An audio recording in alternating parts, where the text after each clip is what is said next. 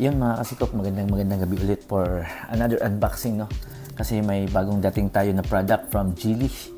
So, madalas natin ina-unbox is yung helmet. Pero tingnan nyo, ang pinakamagandang dumating ngayon. Ito yung pinakabago sa Geely. Ito yung two-way intercom. Kung makikita nyo naman sa box pa lang, napakasulit. Ang ganda-ganda. Maraming salamat nga pala dito sa Geely at pati sa damit na dumating. Napakaganda, Geely. Pas natin. Ito yung pinaka-box niya. Yun, no? Ito yung nalaman niya, mga kasikop, no?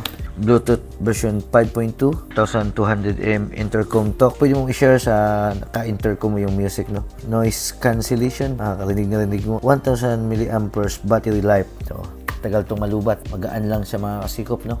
Laman dito. So, syempre, andito yung manual niya. Ito yung dalawang sabitan niya. Ididikit mo o yung i-clip mo. Charging port niya.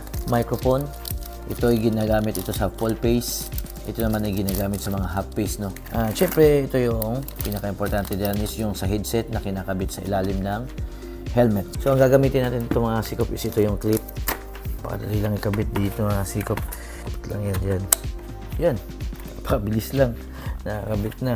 Headset na. Kakabit mo lang. Ang gagamitin natin na microphone. So, napakaliit lang yan. Iko-connect mo lang yan dito. So, ayan na. Ito na yung magsisilbi nating microphone. Nakabit na natin yung ating Geely intercom, no? Link na yan, naka-on na yan. Pero kung gusto nyo siyang i-connect sa cellphone, so long press mo lang to for 3 seconds. Blink-blink na yan na ganyan. Kita mo yan dito sa Bluetooth niya. Ito yung Geely P2. Connect mo lang yan. So, syempre, susubukan natin. Grabe, men.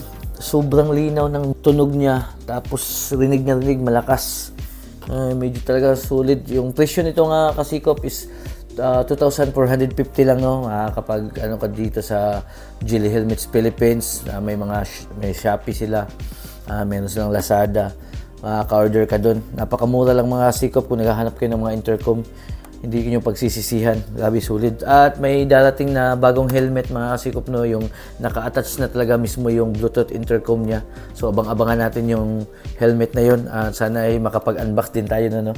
Kahit anong intercom na halimbawa kasabayan mo sa rides nyo, hindi ito magpapahuli. Maraming salamat. At syempre, maraming salamat sa Geely Helmets na palaging sumusuporta sa motosikop.